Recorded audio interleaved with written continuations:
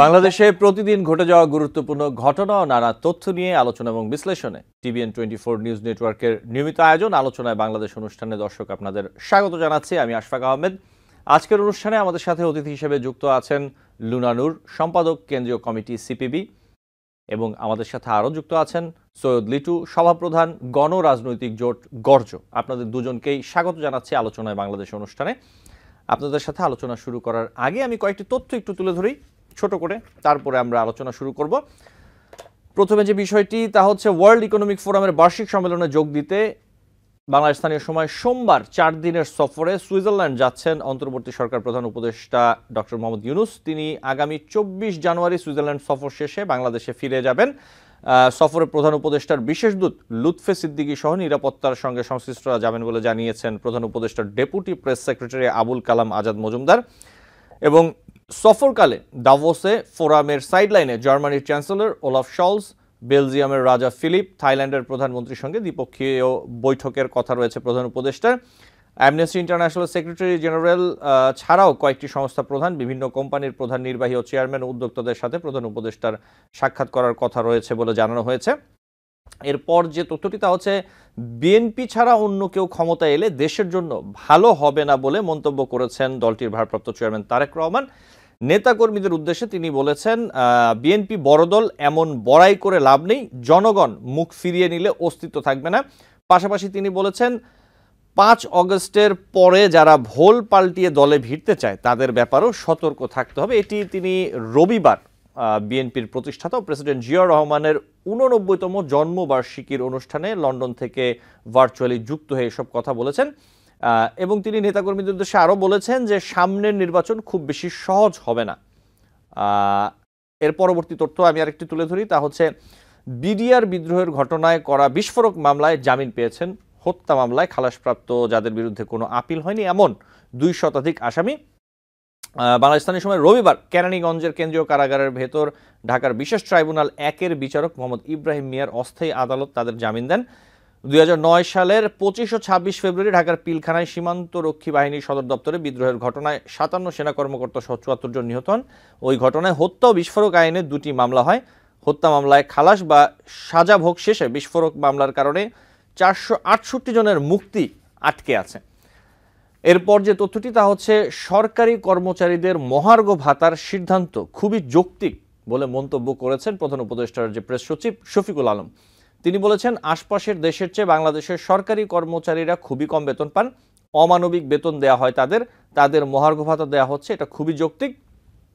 এবং শফিকুল আলম আরও বলেছেন যে আওয়ামী লীগ সরকার এতদিন দেশবাসীকে মিথ্যা তথ্য দিয়েছে, বলেছে বছরের পর বছর উৎপাদন বেড়েছে, কিন্তু ঘটনা উল্টো, যার ফলে অন্তর্বর্তী সরকার বাজার নিয়ন্ত্রণে হিমশিম খাচ্ছে, সিন্ডিকেট নিয়ন্ত্রণের সর্বোচ্চ চেষ্টা করে যাচ্ছে বলে জানান তিনি। এরপর আরেকটি তথ্য তা হচ্ছে দুর্নীতির মামলায় গ্রেফতার বাংলাদেশ ব্যাংকের সাবেক deputy governor Sitanshu Kumar SK সুর চৌধুরী, সংক্ষেপে এসকে সুর চৌধুরীর ধানমন্ডির বাসায় অভিযান চালিয়ে দুদক সেখান থেকে বাসা থেকে নগদ 16.5 লাখ টাকা উদ্ধার করেছে। দুদক পরিচালক মোহাম্মদ সাইমুজ্জামানের নেতৃত্বে অভিযান পরিচালনা করা হয় এবং দুদক মহাপরিচালক বলেছেন যে এসকে সুরের বাসায় অভিযান চালানোতে সেখান থেকে এই অর্থের পাশাপাশি 4.5 কোটি টাকার সঞ্চয়পত্র ও স্থায়ী আমানতের নথি উদ্ধার করা হয়েছে। এবং সবশেষ আরেকটি তথ্য ছোট্ট করে একটু তুলে ধরি, তা হচ্ছে যে রাজনৈতিক ক্ষমতা ও কালো টাকা গণমাধ্যমকে নিয়ন্ত্রণ করছে বলে মন্তব্য করেছেন গণমাধ্যম সংস্কার কমিশনের যে প্রধান কামাল আহমেদ। তিনি বলেছেন, অধিকাংশ গণমাধ্যম দেশের মানুষের স্বার্থের বদলে তাদের ব্যবসায়িক স্বার্থে ব্যবহৃত হয়েছে, ফলে এটি দুষ্টচক্রে পরিণত হয়েছে। এই দুষ্টচক্র না ভাঙলে গণমাধ্যম সমস্যার সমাধান খুব সহজে আসবে না। এবং কামাল আহমেদ আরও বলেছেন যে বাংলাদেশে অনেক বেশি সংখ্যক পত্রিকা, অনেক বেশি সংখ্যক টেলিভিশন, এগুলোর মধ্যে সুস্থ প্রতিযোগিতা ও প্রতিযোগিতামূলক পরিবেশ নেই। পরিবেশ এমনই যেখানে যার যত রাজনৈতিক ক্ষমতা আছে, যার যত কালো টাকার দাপট আছে, সে তত বেশি লাভবান হচ্ছে, সে তত বেশি শক্তিশালী হচ্ছে। এই ছিল কিছু তথ্য। আমি আলোচনায় চলে যাব আমাদের দুজন অতিথির সাথে। আজকে আমি প্রথম একটু লুনা নূর আপনার কাছে আসতে চাই যে বিষয়টি নিয়ে জুলাই অভ্যুত্থানের ঘোষণাপত্র নিয়ে যে বৈঠক ছিল প্রধান উপদেষ্টার সাথে, আমরা যেটা দেখতে পেয়েছি যে সেখানে আপনাদের রাজনৈতিক দল সিপিবির পক্ষ থেকে বলা হয়েছে যে আপনারা সেখানে যাবেন না। আমি সবশেষ যতটুকু জানি যে সিপিবির পক্ষ থেকে আপনারা কেউ যাননি সেই বৈঠকে। এই ব্যাপারে যদি আমাদের একটু বলতেন যে আপনারা কেন গেলেন না, আপনাদের অবস্থানটা কি আসলে এই বিষয়ে।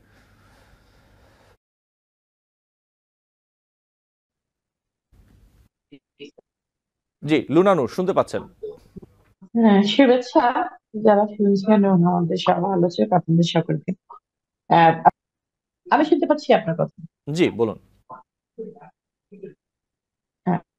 হ্যাঁ, সকলকে শুভেচ্ছা।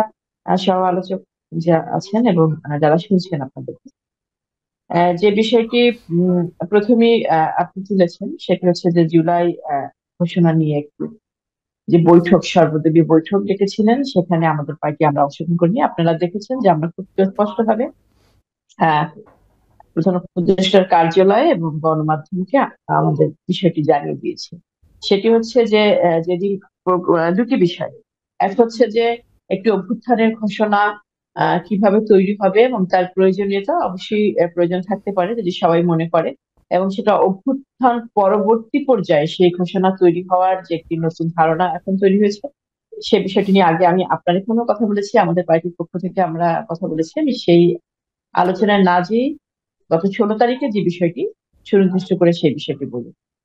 প্রধান উপদেষ্টার কার্যালয় থেকে 1টা 16 বা 17 দিকে আমাদের পার্টির সাধারণ সম্পাদকের ব্যক্তিগত ফোনে একটি মেসেজ আসে, এবং সেখানে কে আহ্বান করেন, কে অনুরোধ করেন, কে আমন্ত্রণ জানান সেরকম কোনো কিছুই ছিল না। শুধুমাত্র আহ কমিউনিস্ট পার্টির একজন প্রতিনিধি ওই দিনের বৈঠকে অংশগ্রহণের অনুরোধ তারা জানিয়ে ইস্তফা দিয়েছে। তো আমাদের পার্টির পক্ষ থেকে আমরা সুস্পষ্টভাবে জানিয়ে দিয়েছি যে একটি সরকারি সর্বোচ্চ পর্যায় থেকে এই যে আমন্ত্রণ পত্রটা এভাবে এসেছে এটি গ্রহণযোগ্য নয়, এর জন্য আমরা অংশগ্রহণ করা আমাদের পক্ষে সম্ভব হচ্ছে না, এবং সেটি মিডিয়াতেও দিয়ে দেওয়া হয়েছিল। আরেকটি খুব গুরুত্বপূর্ণ বিষয় সেটা হচ্ছে যে সর্বদলীয় ইনক্লুসিভনেস এর নামে সর্বদলীয় যে একটি ধারণা প্রতিষ্ঠা করার চেষ্টা করা হচ্ছে আর কি, এই জায়গাতে আমাদের খুব সুস্পষ্ট অবদান মানে অবস্থান রয়েছে, আমাদের বক্তব্য রয়েছে। সেটি হচ্ছে অবশ্যই এই জুলাই আগস্ট গণ অভ্যুত্থানে অংশগ্রহণকারী সকল রাজনৈতিক দলকে সাথে নিয়ে, সকল শক্তিকে সাথে নিয়ে এই ঘোষণা তৈরি করতে হবে, সকলের অংশীদারিত্বকে সমানভাবে স্বীকার করতে হবে।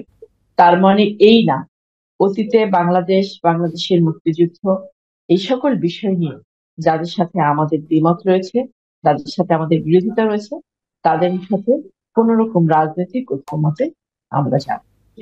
এই বিষয়টি মানে ঐক্যমতের ভিত্তিতে বা সকলের অংশীদারিত্বের মধ্য দিয়ে এটি হোক, সেই কথাটির মধ্য দিয়ে এই বিষয়টি মানে প্রমাণিত হয় না, বা এই বিষয়টি আমরা বলতে চাইনি যে বাংলাদেশের মুক্তিযুদ্ধ, বাংলাদেশের স্বাধীনতা নিয়ে বা বাংলাদেশ নিয়ে আহ, যাদের ভিন্ন ধারণা রয়েছে, যাদের ভিন্ন মত রয়েছে, যাদের বিরুদ্ধে সুস্পষ্ট যুদ্ধাপরাধের অভিযোগ রয়েছে, প্রমাণ রয়েছে, তাদের সাথে রাজনৈতিক ঐক্যমত হতে পারে বলে আমি মনে করি।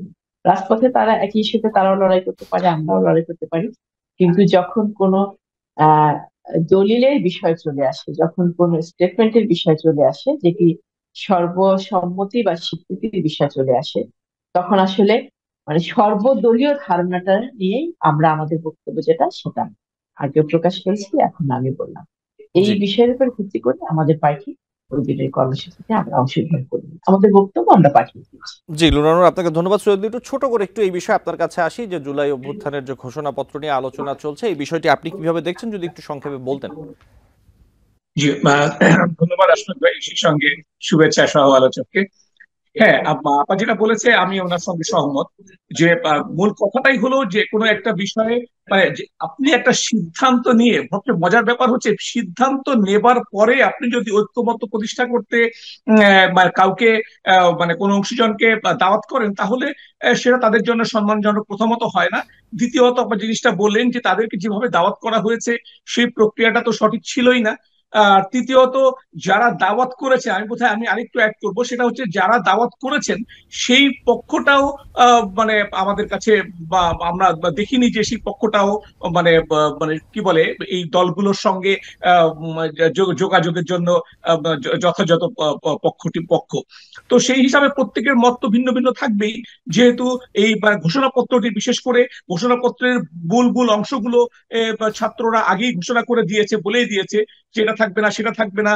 বিশেষ করে মানে কি বলে সংবিধান, তারপরে আমাদের কি বলে আমাদের স্বাধীনতা আন্দোলন, আমাদের স্বাধীনতা, এই বিষয়গুলো নিয়ে তাদের নেতিবাচক যে বক্তব্যগুলো ছিল, সেই বিষয়ের সঙ্গে সকলে যে মানে একমত হবেন না, সেটা তো বোঝাই গিয়েছে। এবং আমার মনে হয় যে তারা মানে একটু মানে ভিন্নভাবে মনে হয় সেটা বুঝিয়ে দিতেই চেয়েছিল, যে যারা আমাদের এইসব মানে চিন্তার পক্ষে না, তারা তারা বোধহয় না আসলেই ভালো। আমার মনে হয় সেরকম একটা চিন্তা থেকেই তারা বোধহয় দাওয়াতের কার্যক্রমটা বলেন, অথবা বিষয়টাকে আগে আগে মানে সামনে নিয়ে আসা, এই বিষয়গুলো তারা মানে সুচিন্তিত ভাবেই করেছেন বলে আমার ধারণা। আমি মনের কথা জানি না, তবে আমার মনে হয় মানে এই বৈষম্য বিরোধী ছাত্র আন্দোলনের যারা বা বিশেষ করে মানে ঘোষণাপত্রের মানে আয়োজক যারা, তারা আমার মনে হয় মানে খুব সুচিন্তিত বোধ হয় ভাবেই তারা চেয়েছে যে যারা তাদের এই মতগুলোকে, তাদের এই চিন্তাগুলোকে পুরোপুরি ধারণ করবে না, তারা না আসুক। তো সেই চিন্তাটা আমার মনে হয় এই যে কমিউনিস্ট পার্টি সহ যারা বুঝতে পেরেছেন, সে একই সঙ্গে আমার মনে হয় বিএনপিও মানে অনেকটা বাধ্য হয়েই শেষ পর্যায়ে গিয়েছে। তারা তো ডিসিশন ছিল যাবে কি যাবে না, এবং এক ধরনের না যাওয়ার ইচ্ছা থেকেই গিয়েছে। তো সেই জায়গাটা আমার মনে হয় মানে সরকারের পক্ষ বলেন, আর এই মানে ছাত্র আন্দোলনের এই নেতাদের পক্ষ বলেন, তারা বোধহয় এইভাবেই চেয়েছিল, তাই এইভাবেই হয়েছে। জি এখানে একটা পরিষ্কার একটা মানে আমন্ত্রণের ব্যাপারটাই পরিচ্ছন্ন ছিল না, এটা আমার ধারণা। জি সৈয়দ লুটে, আপনাকে ধন্যবাদ। আপনার কাছেই আসি আরেকটি প্রশ্ন নিয়ে, সেটা হচ্ছে যে আপনি নিশ্চয়ই দেখেছেন বিভিন্ন গণমাধ্যমে বাংলাদেশের যে দেশের পুরনো 4টি বিভাগকে 4টি প্রদেশ করার সুপারিশের কথা ভাবছে জনপ্রশাসন সংস্কার কমিশন। এটি বিস্তারিত বিভিন্ন জায়গায় প্রতিবেদন আছে, আমি আর তুলে ধরলাম না, আপনারা নিশ্চয়ই দেখেছেন। এই যে ভাবনার জায়গাটি জনপ্রশাসন সংস্কার কমিশনের, তাদের এই ভাবনার বিষয়ে আপনি কি ভাবছেন সৈয়দ লিটু? আচ্ছা, ধন্যবাদ। না, আমার ভাবনা পরিষ্কার, যে আমার কাছে এক কথায় মনে হয় যে এটার কোনো প্রয়োজন নেই। কারণ বাংলাদেশ প্রথমত বাংলাদেশের ভূখণ্ডটি মানে ততটাও বড় না। আর দ্বিতীয়ত যে চিন্তা থেকে প্রদেশ করা হয়, সেই জায়গাগুলোতেও আমরা নেই। অর্থাৎ আমাদের সাংস্কৃতিক বিভাজন তত বেশি না, আমাদের ভাষাগত পার্থক্য নেই। আমাদের ধরেন পার্বত্য অঞ্চলটা বাদ দিলে, আমাদের এই যে ক্ষুদ্র নৃগোষ্ঠীকে বাদ দিলে, আমার মনে হয় আমাদের বাকি সমস্ত এই যে তারা সংখ্যায় তো খুব বেশি না, তো সেই 17-18 লাখ মানুষ বাদ দিলে আমাদের মানে 17-18 বাকি 18 কোটি 19 কোটি মানুষ, সবার মানে আপনার সংস্কৃতি এক, আমাদের সবার ভাষা এক, সবার চিন্তা এক। তো আর সেই সঙ্গে আমাদের মানে পরিসরটাও যথেষ্ট ছোট। সেই হিসাবে আমার মনে হয় প্রদেশের এই চিন্তাটা একেবারেই অপ্রাসঙ্গিক। আমার মনে হয় কিছু করতে হবে, মানে জনপ্রশাসন মানে সংস্কার কমিটি বোধহয় খুঁজে পাচ্ছে না, এই জন্যই বোধহয় এই প্রসঙ্গটা এনেছে। আপনি দেখেন আমাদের স্থানীয় সরকার ব্যবস্থাটাকে আপনি যদি মানে মজবুত করতে পারেন, তাহলে তো এগুলো কোনো কিছুই দরকার নেই। স্থানীয় সরকার যদি ব্যবস্থা যদি মানে কি বলে নিজের পায়ে দাঁড়াতে পারে, তাদের বাজেট বলেন, তাদের মানে প্রয়োজন বলেন, এই জায়গাগুলো তাদের মানে সিদ্ধান্ত নেওয়ার ক্ষমতা, এইগুলাকে যদি আপনি পর্যাপ্ত করে দিতে পারেন, তাহলে মানে এইটুকু ভূখণ্ডের জন্য একটা প্রদেশের তো কোনো প্রশ্নই নেই। ধরেন এই যে যারা সিটি কর্পোরেশন যদি তাদের কি বলে ইন্ডিভিজুয়ালি কাজ করতে পারেন, তারা যদি স্বাধীনভাবে কাজ করতে পারেন, তাদের যদি মানে কি বলে নির্বাচনের সময় পক্ষ দেখে বা নির্বাচিত প্রার্থীদেরকে বা পক্ষ দেখে যদি বাজেট না দেওয়া হয়, যদি বাজেট নিরপেক্ষ হয়, যদি তাদের মানে কি বলে উন্নয়নের সমস্ত জায়গাগুলো যদি নিরপেক্ষ হয়, তাহলে আমার মনে হয় যথেষ্ট, সেটা যথেষ্ট। আমাদের সমস্যাগুলো হয় বাজেট নিয়ে, আমাদের সবচেয়ে বড় সমস্যা হয় সরকারের নিরপেক্ষতা নিয়ে। অর্থাৎ আমাদের স্থানীয় মানে সরকার নির্বাচনে যেসব প্রার্থীরা বিজয়ী হন, সেই সব বিজয়ী প্রার্থীদেরকে আপনার মানে সরকার সেইভাবে বিবেচনা করে যে কাকে কতটুকু সুযোগ সুবিধা দিবে, কোন এলাকায় কতটুকু সুযোগ সুবিধা দিবে, সেটা সরকার নির্ধারণ করে যে কোন এলাকায় মানে তার পক্ষের লোক কতজন বেশি, কোন এলাকায় তার পক্ষের লোকজন নেই। তো একজন মেয়র বলেন, একজন ইউনিয়ন পরিষদ চেয়ারম্যান বলেন, বা বা জেলা পরিষদ চেয়ারম্যান বলেন, যেখানেই বলেন, যদি সেগুলো যদি সরকারের পক্ষের লোক না হয়, তাহলে সেখানে পর্যাপ্ত বাজেট হয় না, আবার সেখানে পর্যাপ্ত সুযোগ সুবিধা দেওয়া হয় না। তো সেই জায়গাগুলো ঠিক হলে আমার মনে হয় প্রদেশের এই চিন্তাটা একেবারেই মানে সিলি একটা চিন্তা হয়ে গেছে বলে এটা আমি ব্যক্তিগতভাবে মনে করি। জি। আমার মনে হয় প্রদেশের এই চিন্তাটা একদমই মানে অপ্রয়োজনীয়। জি, সৈয়দ লিটু, আপনাকে ধন্যবাদ। লুনানুর, একই বিষয় আপনার কাছে, এই ভাবনার বিষয়ে আপনি কি ভাবছেন, আসলে ভেবেছেন কিনা, অথবা বিষয়টি কিভাবে দেখছেন?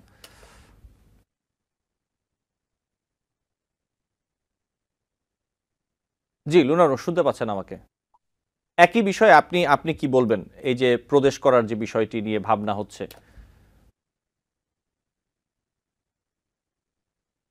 শোনা যাচ্ছে আমার কথা? জি, শুনতে আমি পাচ্ছি। একটু কম শুনছিলাম জি। ভাই কথা। প্রথমত হচ্ছে যে এটা আমার খুবই অমূলক একটা বিষয় মনে হয়েছে, খুবই অপ্রয়োজনীয়। এবং বারবারই যে তাদেরকে বলা হচ্ছে যে জনগণের যে প্রত্যাশা বা দাবির জায়গাটা, সেই জায়গাটাকে পাশ কাটিয়ে কিছু বাড়তি কাজ তারা করছে। এবং এই ধারণাগুলো একটা হতে পারে, আমি জানি না বলাটা অসৌজন্যতা হবে কিনা, যে প্র্যাকটিসের মধ্যে না থাকার কারণে হয়তো বিভিন্ন জায়গা থেকে বিভিন্ন জন এসে যুক্ত হয়ে একটা রাষ্ট্র পরিচালনার মতো গুরুত্বপূর্ণ কাজে তারা নিয়োজিত হয়েছে। তো আমার যেটি মানে আমার যেটা বলতে ইচ্ছে করছে আমি বলি ফেলি, সেটি হচ্ছে যে প্র্যাকটিসের মধ্যে না থাকে এবং পূর্বের কোনো ধারণা বা প্রস্তুতি না থাকার কারণে এমন কিছু কাজ করছে যেগুলো জনগণের টাকায় খুবই অপ্রয়োজনীয় কাজ হচ্ছে। তোদের ধারণাটা কেন আসবে বলে?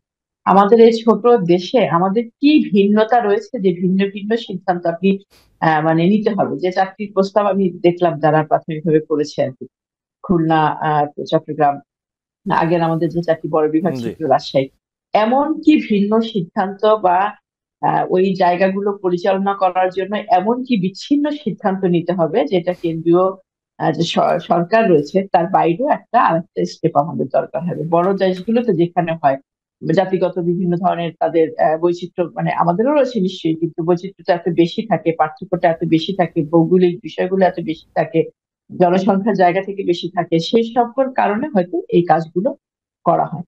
কিন্তু আমাদের তো আসলে দেশ হিসাবে বলেন, রাষ্ট্র হিসাবে বলেন, বা যে আমাদের যে কাঠামো, আমাদের যে সংস্কৃতি, আমাদের যে জনগণের মানে কর্মপদ্ধতি, তেমন কিন্তু বিশেষ কোনো সিদ্ধান্ত নেয়ার বা পরিচালনার জন্য বিশেষ কোনো প্রয়োজন হবে না। কাজে আমি একদম বলতে চাই যে এই বিষয়গুলো খুবই অপ্রয়োজনীয়, অমূলক, এবং জনগণের টাকায় এই যে ভাবনাগুলো ভাবছে আর কি, এটা খুবই অপ্রয়োজনীয়। এবং আহ্বান জানাবো যে এইগুলো এই ব্যাপকভাবে ছড়িয়ে ফেলে লেজে গোবরে একটা পরিস্থিতি তৈরি না করে মূল কাজ যেটি সেটি থেকে আগানো উচিত। জি, লুনানুর, আপনাকে ধন্যবাদ। আমি আরেকটি বিষয় নিয়ে আসি। প্রধান উপদেষ্টা যে প্রেস সচিব শফিকুল আলম, তিনি বলেছেন যে আশপাশের চেয়ে বাংলাদেশের সরকারি কর্মচারীরা খুবই কম বেতন পান, অমানবিক বেতন দেওয়া হয় তাদেরকে মহার্ঘ ভাতা দেয়া হচ্ছে, এটা খুবই যৌক্তিক। আরেকটু বুস্ট আপ করা গেলে অর্থনীতি ঘুরে দাঁড়াবে। এই বিষয়টি আপনি কিভাবে দেখছেন? কারণ এটি নিয়ে আসলে নানা মহলে আলোচনা সমালোচনা হচ্ছে, মহার্ঘ ভাতা দেওয়ার বিষয়টি নিয়ে। এই সংক্রান্ত আরো কিছু প্রশ্ন আছে, আমি বিরতির পরে করব। বিরতির আগে ছোট্ট করে আপনি যদি আমাকে একটু বলতেন এই বিষয়টি। এটি আসলে কি মানে একদম সুনির্দিষ্টভাবে এই বিষয়ে কথা বলতে গেলে একটু সময় লাগবে আমার। যে এই আন্দোলনটির ব্যানার বৈষম্য বিরোধী আন্দোলন, এই যে একটা মানে বৈষম্যের বিরুদ্ধে একটা আহ্বান শুরু হয়েছিল এই আন্দোলনের শেষের দিকে এসে, যখন সেই আহ্বানটা আপনি দেখেন যে বাংলাদেশের সর্বস্তরের মানুষের মনে এক ধরনের একটা ভাবনা, তাদের অংশগ্রহণের জায়গা থেকে একটা যে ভাবনা তৈরি হয়েছিল যে নানা ধরনের বৈষম্য এবং বৈষম্যের সাথে সাথে নিগ্রহ এবং যে একটা মানে নিপীড়ন চলছিল, তার বিরুদ্ধে হয়তো একটা সুরাহা হবে আর কি। আহ, হয়তো দক্ষিণ এশিয়ার অনেক দেশের তুলনায় বাংলাদেশের সরকারি কর্মকর্তা কর্মচারীদের বেতন একটু কম, কিন্তু আমার ধারণায়, আমি ঠিক আপনাকে মানে উম, ইয়েটা দিতে পারছি না, অনুপাতটা বা আপনি যেটা সবটা বলতে পারছি না, কিন্তু খুব একটা যে বাংলাদেশের সরকারি কর্মকর্তা কর্মচারীদের আমাদের দেশের মানুষের সকল স্তরের মানুষের আয়ের তুলনায় কম সেটা বলা যাবে না। মহার্ঘ ভাতা দিতেই পারে, সেটার কোনো সমস্যা নেই, কিন্তু কিন্তু এই ধরনের মানে ভাতা যখন দেয় বা ওই ধরনের সুযোগ যখন দেয়, এমনকি ব্যবসায়িকদেরও অনুদান যখন দেয়, তখন হয় কি জানেন, বাজারে বৈষম্যটা আরো তীব্র প্রকটভাবে দেখা যায়। এবং একটি স্তরের মানুষ যখন এই সুযোগটা পায়, বাজারটা যখন তার মানে স্ট্যাটাস অনুযায়ী মানে যাত্রা শুরু করে, তখন সমাজের অন্য অংশ যারা বঞ্চিত হয়, এবং বেশিরভাগ আমাদের দেশের বেশিরভাগ মানুষ, তখন তাদের জন্য এই বিষয়টি বহন করাটা খুব মানে ইয়ে হয়ে যায়, কষ্টকর হয়ে যায়, টালমাটাল অবস্থা তৈরি হয়। এবং এটা খুবই স্বাভাবিক, মহার্ঘ ভাতা বাড়ার সাথে সাথে দ্রব্যমূল্য আরেক দফা বাড়বে, বাজারে মানে মুদ্রাস্ফীতি যেটা সেটা ঘটবে, এবং যাদের বেতন বাড়ছে না তাদের হচ্ছে জীবনযাত্রাটা আরো দুর্বিষহ হয়ে উঠবে। এটি একটা মানে বিষয়। তো এক সরকার বা রাষ্ট্র যখন সিদ্ধান্ত নেবে, তখন শুধুমাত্র সরকারি প্রজাতন্ত্রের কর্মকর্তা কর্মচারীদের কথা চিন্তা করে যে নিবে সেটা না, এটার সাথে সাথে তাকে বাজার নিয়ন্ত্রণ এবং অন্য সকল শ্রেণীর, অন্য সকল পেশার মানুষের যাতে আয়ের সাথে বাজারের সঙ্গতি থাকে, সেটা যাতে হয়। আমাদের দেশে কেন এই বিষয়টি নিয়ে বারবার মুখোমুখি হয়ে যায় বা মানে বিরুদ্ধ দাঁড়ায়, একদল আরেকদলের মুখোমুখি দাঁড়িয়ে যায় কেন? সরকারি কর্মকর্তাদের বিরুদ্ধে যখন তাদের বেতন বাড়ায়, সব সময় সব সরকারের আমলে আমি দেখেছি।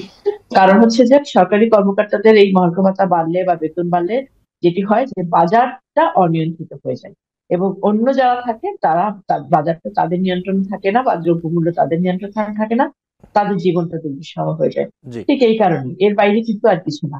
আরেকটি বিষয় হচ্ছে আরেকটি বিষয় হচ্ছে যে বাংলাদেশের সরকারি কর্মকর্তা কর্মচারীরা তাদের বেতনের বাইরে যে নানা ধরনের সুবিধা ভোগ করে, তাতে করে তাদের মানে আর্থিক এই যে আবার নতুন করে বেতন বাড়িয়ে দেওয়ার যে বিষয়টি, এটি খুব বেশি প্রয়োজনীয় মনে হয় না। জি লুনারও কারণ ঠিক। তারা কিন্তু নানা ধরনের সরকারি সুবিধা ভোগ করে। জি, এই জায়গাটাতেই আসবো আপনাদের সাথে আলোচনা। আমাকে একটি বিরতি নিতে হবে, আমি বিরতি থেকে ফিরে আপনাদের সাথে আলোচনা করব। দর্শক, আলোচনায় বাংলাদেশ অনুষ্ঠানে নিচ্ছি ছোট্ট একটি বিরতি, সাথে থাকবেন। TBN 24 টেলিভিশন দেখতে আজই কল করুন 7187776556। লগ ইন করুন www.totalcablebd.com। দর্শক, আলোচনায় বাংলাদেশ অনুষ্ঠানে আপনাদের আবারও স্বাগত জানাচ্ছি। আমাদের সাথে দুজন অতিথি আছেন, আমি সরাসরি প্রশ্নে চলে যাব। আমি একটু বিরতির পর সৈয়দ লিটু আপনার কাছে আসি। যে বিষয়টি নিয়ে আমি অনুষ্ঠানের শুরুতে কিছু তথ্য দিচ্ছিলাম, সেখানে একটি বিষয় ছিল, ছোট্ট করে একটু তুলে ধরি। সেটি হচ্ছে যে দুর্নীতির মামলায় গ্রেফতার বাংলাদেশ ব্যাংকের সাবেক ডেপুটি গভর্নর শীতাংশু কুমার সুর চৌধুরীর ধানমন্ডির বাসায় অভিযান হয়েছে, এবং সেখানে নগদ 16 লাখ টাকা উদ্ধার করা হয়। 4 কোটি টাকার সঞ্চয়পত্র, স্থায়ী আমানতের নথি উদ্ধার করেছে দুদক। এই ছিল একটি বিষয়। এই তথ্যটি আমি তুলে ধরলাম। আমি আসলে যে বিষয়টি লুনানুর বলছিলেন, যে বিষয়, যে সরকারি কর্মকর্তা কর্মচারীদের মহার্ঘ ভাতা অথবা বেতন সুযোগ সুবিধা বৃদ্ধি, আমরা যদি বলি, আপনারাও নিশ্চয়ই জানেন, সাধারণ মানুষ আমরা যখন আলাপ আলোচনা করি মাঠে ঘাটে রাস্তায় চায়ের দোকানে, আমরা বিভিন্ন সময় শুনি সরকারি অনেক কর্মকর্তা কর্মচারী তারা বলেন তাদের ভাই বেতনের কি দরকার, তাদের তো বেতনেরও দরকার নেই, তাদের অনেকে তো বেতন হয়তো বা দেখেনও না, তাদের বিভিন্ন আয়ের উৎস রয়েছে, বৈধ অবৈধ নানা রকম অভিযোগ রয়েছে, এই ধরনের নানা কথা ওঠে। নিশ্চয়ই এই বিষয়গুলো আপনারাও শুনেছেন সৈয়দ লিটু। এবং একই সাথে যে বিষয়টি আমি আপনার কাছে জানতে চাই অথবা জিজ্ঞেস করতে চাই, আপনি কি মনে করেন এই যে বর্তমানে অন্তর্বর্তীকালীন সরকার দায়িত্ব নেওয়ার পর থেকে এখনো পর্যন্ত 5 মাসের কিছুটা বেশি সময় সরকার এই যে রাষ্ট্র পরিচালনার ক্ষেত্রে চালকের আসনে কি আসলে অন্তর্বর্তী সরকার আছে নাকি আমলারা আছেন? আপনার কাছে কি মনে হয়? জি, আবারও ধন্যবাদ। দেখেন, প্রথম কথা দিয়ে একটু শুরু করেই নেই। এই যে এসকে সুরের কথা বললেন না, যে মানে 16.5 লক্ষ টাকা তার দেশে ঘরে পাওয়া গেছে, আসলে ওদের যে পরিমাণ সম্পদ ওরা মানে অবৈধভাবে অর্জন করেছে, 16.5 লাখ টাকা বা 16 লাখ টাকা ওরা তো নাস্তায় খরচ করে। ওদের কাছে এই টাকা তো কোনো টাকাই না। ওরা যে কত শত কোটি টাকার মালিক, এটা তো মানে বাংলাদেশটা তো ওরা ফাঁকা করে ফেলছে কয়েকজন মিলেই। তো এটা তো মানে গত সরকারের একটা সিন্ডিকেট ছিল, সে ছিল সেই সিন্ডিকেটের একজন। তো তার টাকার তো কোনো হিসাব নাই। তো মানে আর একটা সেই সঙ্গে প্রসঙ্গে আরো সামান্য আরেকটু কথা বলি, এইটা যে দেখেন আপনি, আওয়ামী লীগ দেশের সর্ববৃহৎ সংগঠন, সেই সংগঠনটা মানে যখন শেখ হাসিনা বা অন্যদেরকে নিয়ে যখন কথা বলা হচ্ছে, তাদের মানে সমর্থকরা, তাদের নেতা কর্মীরা এইটার বিরোধিতা করছে, তাদের পক্ষ নিয়ে কথা বলছে, এগুলো ঠিক আছে। কিন্তু আপনি দেখেন এই দলটার যেসব বড় বড় নেতাদেরকে নামে এই যে দুর্নীতির, কোটি কোটি টাকা দুর্নীতির যেসব অভিযোগ করা হচ্ছে, এর একটা অভিযোগ আপনি দেখবেন না যে স্বয়ং আওয়ামী লীগের কোন নেতা সমর্থক কর্মীও এটা বিরোধিতা করেন। অর্থাৎ এটা সবাই জানেন যে তারা দুর্নীতি করেছে আকণ্ঠ, তাদের দুর্নীতির কোনো সীমা নাই। প্রত্যেকটা এই মানে মানে আওয়ামী লীগের প্রত্যেকটা মানে নেতারাই এক একজন মানে এই সুরের মতো অসুর ছিল। তারা আকণ্ঠ দুর্নীতি করেছে, তাদের দুর্নীতি নিয়ে কোনো কথা হবে না। এদের দুর্নীতি নিয়ে যতগুলো অভিযোগ প্রত্যেকটা সত্যি, এ ব্যাপারে কোনো কথা নাই। দ্বিতীয় প্রসঙ্গটা হচ্ছে এই যে মানে এই যে সরকারি আয়ের যে কথাটা বললেন, দেখেন ছোট্ট একটা উদাহরণ দিই। আমি আমার এক বন্ধু, ও মানে সে ইয়ে ছিল, মানে আপনার ওসি হয়ে খুলনায় আসছিল। তো আমি হঠাৎ করে আমার বাড়ি খুলনাতে, আমি ওখানে গেলাম, তো ওর সাথে দেখা। তা আমি ওরে বললাম, মানে এমনি মজা করেই বলতেছি আর কি, যে তোদের এত টাকা লাগে কি জন্য। তো ও আমাকে বলল যে এখন একটা ফ্ল্যাটের ভাড়া কত, এখন খুলনায় তো আর 10-12 হাজার টাকার নিচে মানে ফ্ল্যাট পাওয়া যায় না। ছেলে মেয়েদের পড়াবো কি, 2 লাখ টাকা তো, 1 লাখ টাকা তো মানে সংসারেরই খরচ, অন্যান্য খরচ লাগে আরো 1-1.5 লাখ টাকা, তো চলবো কি করে, সরকার কয় টাকা বেতন দেয়। আমি ওর খুব ছোট করে বললাম যে তোমরা যখন চাকরি মানে নিছিলা, তখন তোমরা জানতা না যে তোমাদের স্কেলটা কত, তোমরা জানতা না যে কত টাকা বেতনে তোমাদের চাকরি করতে হবে। তো সেটা জেনেও তাহলে তুমি সেই চাকরিটা নিলা কেন, যে এই বেতনে আমি তোমাকে চাকরি করতে হবে, এই সংসার চলবে না, তাহলে তুমি সেই চাকরি তখন নিয়েছিলে কিনা, নিয়েছিলে কেন।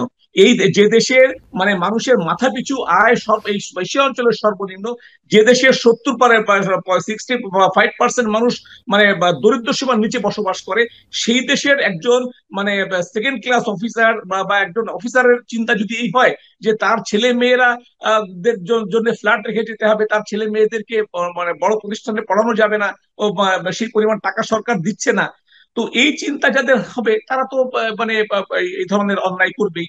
আর দেখেন এই সরকার কিন্তু মানে আর যাই বলেন না কেন, গত সরকারের ছায়া থেকে 1 ইঞ্চিও বেরোতে পারে নাই।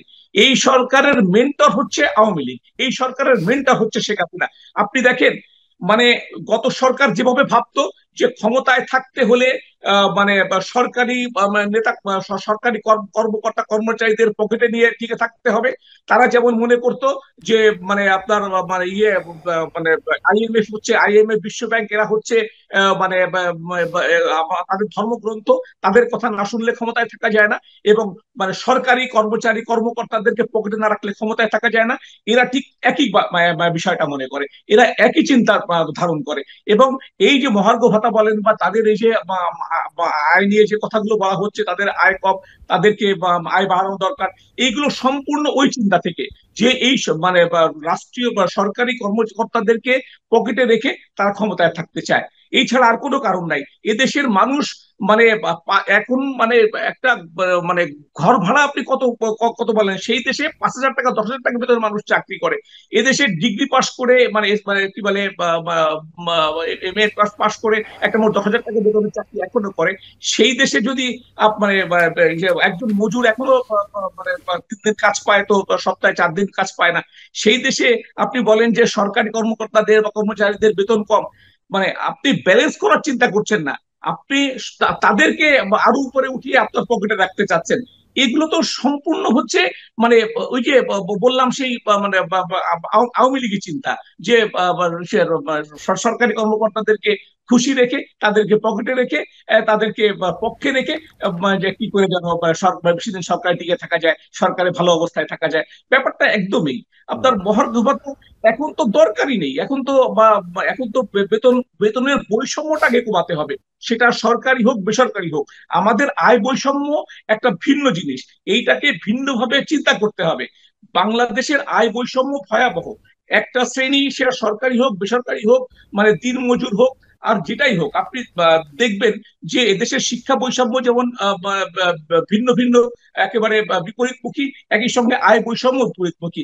এখানে সেই আয় বৈষম্যটাকে কিভাবে করা যায়, একটা শ্রেণী দিন রাত শ্রম দিয়ে 18 ঘন্টা 20 ঘন্টা শ্রম দিয়ে সে খাবার জোগাড় করতে পারছে না, আরেক শ্রেণী শুধু টেবিলে বসে কোটি কোটি টাকা ইনকাম করছে।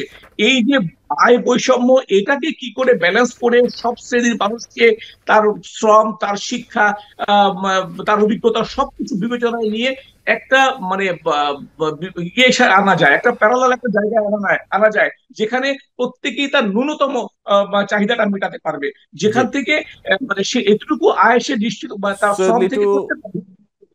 জি, মানে জি সেই সেই আয় বৈষম্যটাকে কমানো দরকার। মানে শুধুমাত্র আয় বৈষম্য বাড়িয়ে মানে সরকারি কর্মচারীদেরকে বা কর্মকর্তাদেরকে পক্ষে রাখার এই পদ্ধতিটা নিতান্তই ভুল। এটা বাজারে ইফেক্ট তো করবেই, সেই সঙ্গে এই যে নিম্ন আয়ের শ্রেণী তাদেরকে আশাহত করবে। এই মানুষগুলা মধ্যবিত্ত নিম্নবিত্ত বা এই শ্রেণীটা মানে শুধু যে কষ্টে আছে, সে আর্থিক যে কষ্ট আছে তার সঙ্গে তার মনোকষ্টটাও বাড়বে। আমার মনে হয় এই জায়গা থেকে সরকারকে অবশ্যই ফিরে আসা উচিত। এগুলো আসলে অন্যায়, জাস্ট অন্যায় এগুলো। জি সৈয়দ লিটু, আপনাকে ধন্যবাদ। আমি সময় পেলে নিশ্চয়ই আপনার কাছে আবার আসবো। একটু লুনানুর আপনার কাছে আসতে চাই একই বিষয় নিয়ে। আমি একটু আরেকটু সংক্ষেপ করে দিই এবং একটি বিষয় যোগ করে দিই আপনার কাছে। এই যে বর্তমান রাষ্ট্র পরিচালনার দায়িত্বে যারা আছেন, আপনার কি মনে হয় রাষ্ট্র পরিচালনায় সবচেয়ে বেশি আসলে প্রভাব কাদের? বর্তমান অন্তর্বর্তী সরকার, চালকের আসনে কারা আছেন? অন্তর্বর্তী সরকার, আমলারা, নাকি এর মধ্যে অন্য কোনো তৃতীয় পক্ষ আছে যাদের কথা আসলে শুনতে হচ্ছে সরকারকে? আসলে আপনার কাছে কি মনে হয় লুনানুর? প্রথমত হচ্ছে যে আমাদের দেশের এই যে রাষ্ট্র পরিচালনায় আমলা নির্ভরতা একটা যে বিষয়, প্রজাতন্ত্রের যারা কর্মকর্তা কর্মচারী তাদের যে দায়িত্ব হওয়া উচিত সেটা না করে তারা সরকারের অংশ হয়ে এর সাথে যুক্ত হয়, এটা নতুন কিছু না। এটা এর আগে আওয়ামী লীগ সরকার বা তার আগেও 4 দলীয় জোট সরকার আমাদের শেখানো হয়েছে, এবং আপনারা দেখেছিলেন যে এই যে নিয়োগ থেকে শুরু করে তাদের বিভিন্ন সিদ্ধান্ত এবং তার পরবর্তীতে সরকার বিরোধী আন্দোলন, সরকারের পক্ষ নেওয়া, এই যে নানা ধরনের বিষয়গুলো বাংলাদেশে ঘটেছে এটা। আর দ্বিতীয়ত হচ্ছে যে এইখানে এই মুহূর্তে অন্তর্বর্তীকালীন সরকারের যে বিষয়, সে বিষয়ে আমি একটু বলতেই চাই, আগেও বলেছি আমি, বারবারই বলতে চাই যে হয়তো না অসৌজন্যতা মনে হতে পারে বা কথাটাকে অবিবেচক বা অসমীচীন মনে হতে পারে, কিন্তু রাষ্ট্র পরিচালনা করা একটি প্রস্তুতির ব্যাপার, রাষ্ট্র পরিচালনা করা একটি অভিজ্ঞতার বিষয়, এবং সে বিষয়ে আসলে মানে বলে না মানুষের ন্যাক থাকে না, সেটা থাকতে হয় আর কি। রাজনীতিবিদদের এক ধরনের সিদ্ধান্ত থাকে, তাদের অভিজ্ঞতা থাকে, তাদের পরিকল্পনা থাকে, তাদের দলের এক ধরনের নির্দেশনা থাকে। কাজী রাজনৈতিক সরকার যখন থাকে সেই সরকারের নির্ভরশীলতার জায়গাটা কম হয় অপেক্ষাকৃত এই ধরনের সরকারের চেয়ে। আর এই সরকারের একদম যেটি সুনির্দিষ্ট বিষয় সেটি হচ্ছে যে এই সরকার গঠনের কোনো রূপরেখা বা এই সরকারের কর্মকাণ্ড পরিচালনার কোনো রূপরেখা জনগণের সামনে আন্দোলনের সময়ও ছিল না, সরকার যখন গঠিত হয়েছে তখনও ছিল না, এখনো কোনো সুস্পষ্ট কোনো ধারণা মানুষের কাছে নেই। আমরা নানা সময় দেখি সরকার একটি সিদ্ধান্ত নেয়, বৈষম্য বিরোধী ছাত্র আন্দোলন বা অন্য যে কোনো জায়গা থেকে সেই সিদ্ধান্তটির বিরোধিতা করা হয়। আপনি দেখেন জুলাই আগস্ট গণ অভ্যুত্থানের যে ধারণাপত্র সেই বিষয়টি, সেসব জায়গা থেকে সিদ্ধান্ত নেওয়া হয় এবং সেই সিদ্ধান্তের জায়গা, সরকারি সিদ্ধান্তের জায়গাটা পরিবর্তন করে সরকার বা প্রভাবিত হয়, এই ঘটনাগুলো আমরা দেখেছি। এবং সেরকম কিছু কিছু সিদ্ধান্ত জনগণের স্বার্থের বিপক্ষে এসেছে, সেটাও আমরা দেখেছি। আপনারা এই যে দেখছেন যে এনটিপিসি যে সিদ্ধান্তটি, গ্রাফিতিটি মুছে ফেলা এবং তার পরবর্তীতে এই আন্দোলনকারী এর বিরুদ্ধে যারা, গ্রাফিতি বই থেকে মুছে ফেলার বিরুদ্ধে যারা আন্দোলন করছে তাদের উপরে হামলা, এই বিষয়টি, জুলাই আগস্ট গণ অভ্যুত্থানের ঘোষণাপত্র তৈরি, এই যে টোটাল বিষয়গুলো, এই বিষয়গুলো আমরা দেখেছি যে একটি মব বলেন বা বাইরে থেকে বলেন একটি চাপের মধ্য দিয়ে সরকারের প্রতি একটা চাপ সৃষ্টি করা হয়েছে, সরকার সিদ্ধান্তটি পরিবর্তন করেছে। এখন আমি সুস্পষ্টভাবে এ কথাটি বলতে পারবো কিনা জানি না যে কারা সরকার পরিচালনা করছে, তবে এই বিষয়টি জনগণের কাছে পরিষ্কার যে সরকার পরিচালনা করার জন্য যে একটি স্থিরতা বা একটি সুনির্দিষ্ট লাইন বা একটি সুনির্দিষ্ট পথ মানে অনুসরণ করে তারা পরিচালনা করবে, সেটি কিন্তু হচ্ছে না। বিভিন্ন সময় তারা শিফট করছে, বিভিন্ন সিদ্ধান্ত শিফট করছে, আজকে একটি সিদ্ধান্ত নিচ্ছে কালকে সেটি শিফট করছে, এবং কখনো কখনো সেই বিষয়গুলো খুবই কন্ট্রাডিক্টরিও হয়ে যাচ্ছে।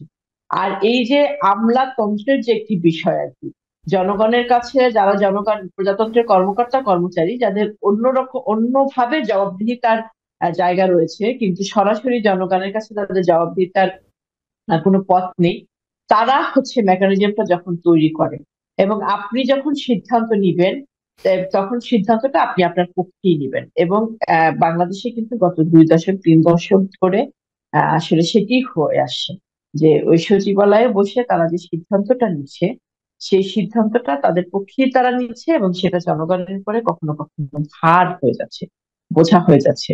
তো এই সরকার পরিচালনা যে ঠিক সুস্পষ্ট কারা চালাচ্ছে সেটি আমি তৃতীয় পক্ষ বা আমলা বা যারা চেয়ারে বসে আছে তারাই চালাচ্ছে কিনা সে বিষয়টি বলতে চাই না, তবে আমি যেটি বলতে চাই যে তাদের নির্দিষ্ট কোনো পরিকল্পনা তাদের কোনো সুনির্দিষ্ট ভাবনার স্থিরতা এবং জনগণের জুলাই আগস্ট গণ অভ্যুত্থানে জনগণের যে প্রত্যাশা, সেই প্রত্যাশার প্রতি তাদের আন্তরিকতা আমরা কম দেখতে পাচ্ছি। জি, লুনা নূর, আপনাকে ধন্যবাদ। আমি একটু সৈয়দ লিটু আপনার কাছে আবারও আসি। আমি একটু ছোট করে তুলে ধরি বিষয়টি। তা হচ্ছে যে গণমাধ্যম সংস্কার কমিশনের প্রধান কামাল আহমেদ বলেছেন, অধিকাংশ গণমাধ্যম, বাংলাদেশের অধিকাংশ গণমাধ্যম দেশের মানুষের স্বার্থের বদলে তাদের ব্যবসায়িক স্বার্থে ব্যবহৃত হয়েছে।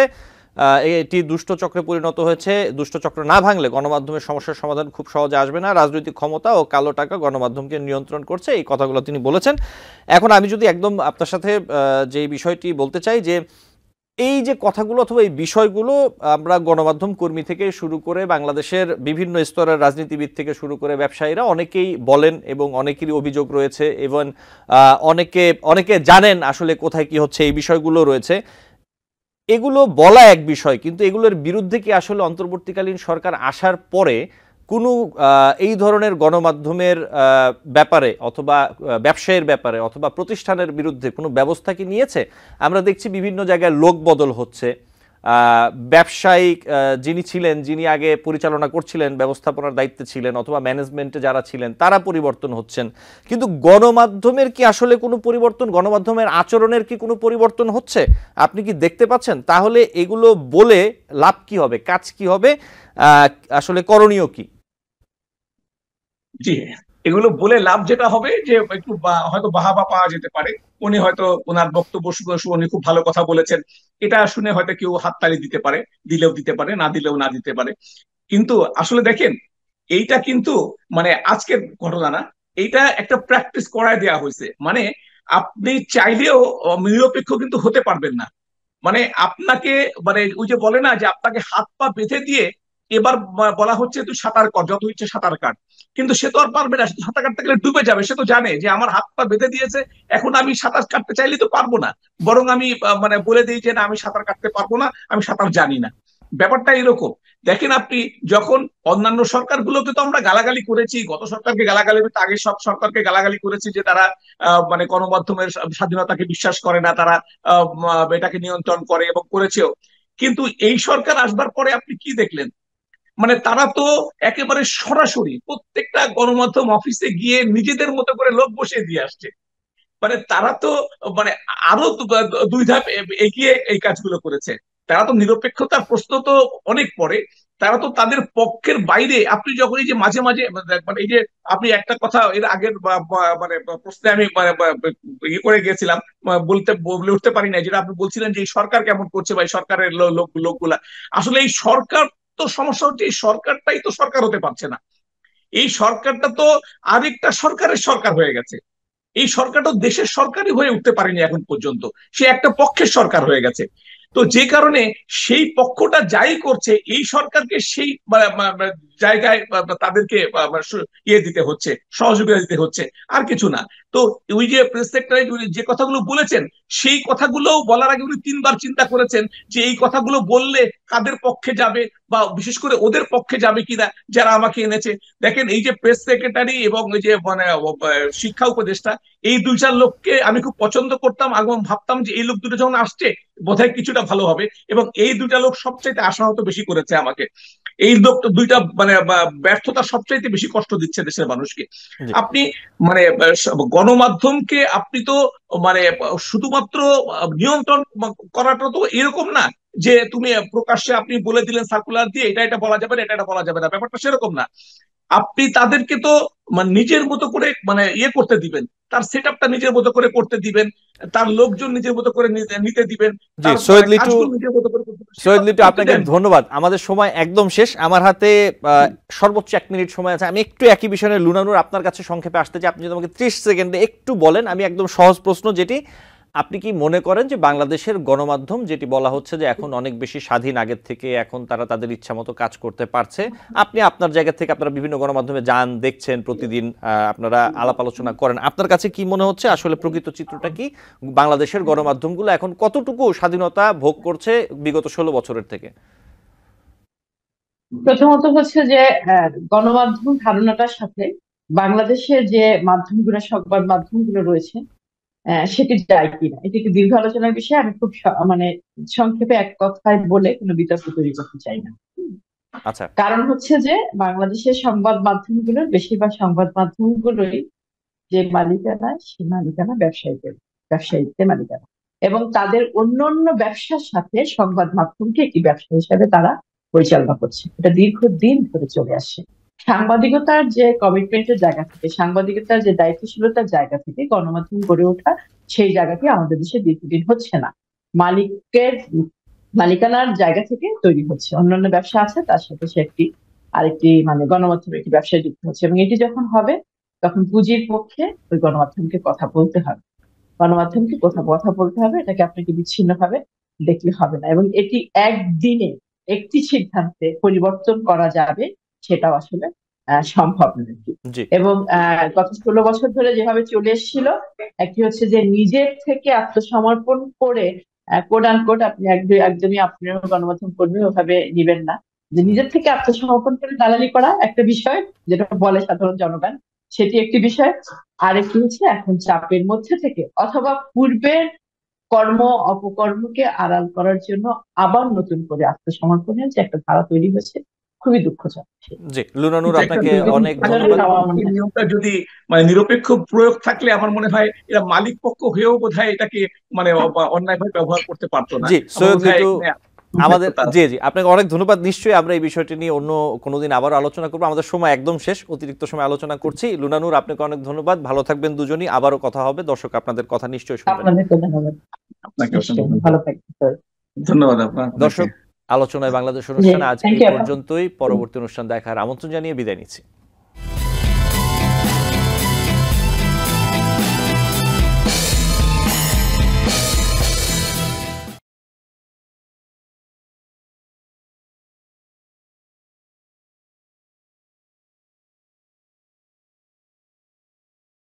TBN 24 টেলিভিশন দেখতে আজই কল করুন 7187776556। লগ ইন করুন www.totalcablebd.com।